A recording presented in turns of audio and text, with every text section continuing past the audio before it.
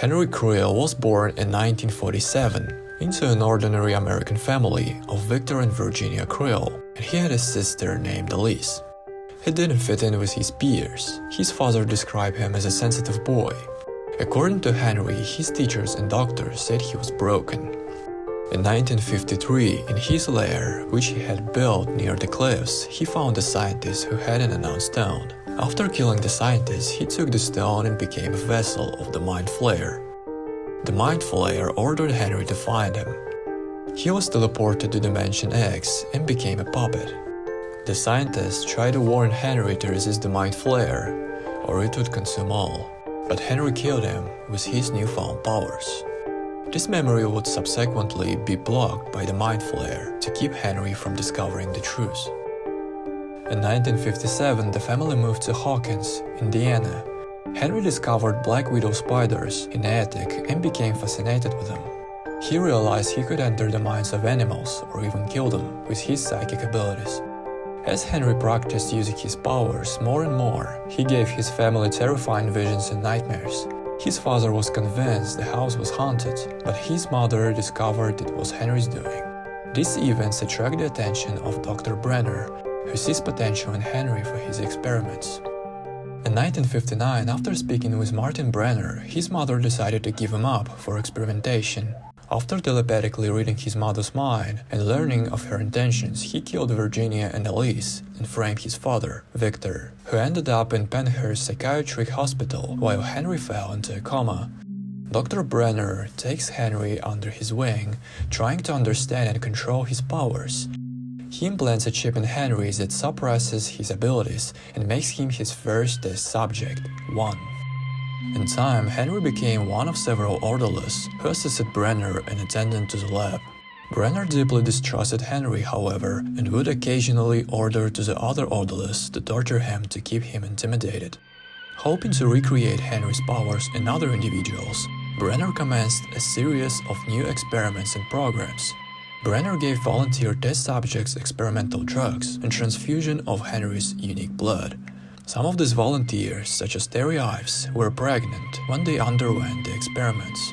Their newborn children would later be abducted by Brenner to be raised at Hawkins Lab and would prove to have psychokinetic abilities similar to Henry's. During Henry's time as an orderly at Hawkins Lab, he took a particular liking to one of Brenner's test subjects, 11. After witnessing her being bullied by the other test subjects, he believed both of them were similarly misunderstood and also believed 11 to be the most powerful of the test subjects. On September 4, 1979, Henry began a dialogue with 11, after which Brenner gathered all the children in the training room. On September 7 of the same year, Henry also began a dialogue with 11, wishing her luck and saying that she resembled someone he knew, number 1. 11 was surprised because Brenner had said that number 1 didn't exist. But Henry clarified that Brenner didn't always tell the truth, adding that Brenner had lied to 11 about her mother's death.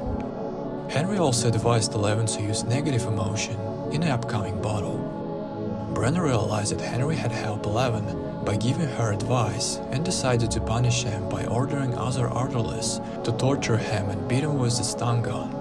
11 watched this spectacle and saw Henry being punished. On September 8, while Henry and 11 were playing chess, Henry whispered to 11 that the other children were planning to kill her in revenge. Henry told 11 that she could escape from the lab and gave her a keycard, inviting her to meet him in the basement.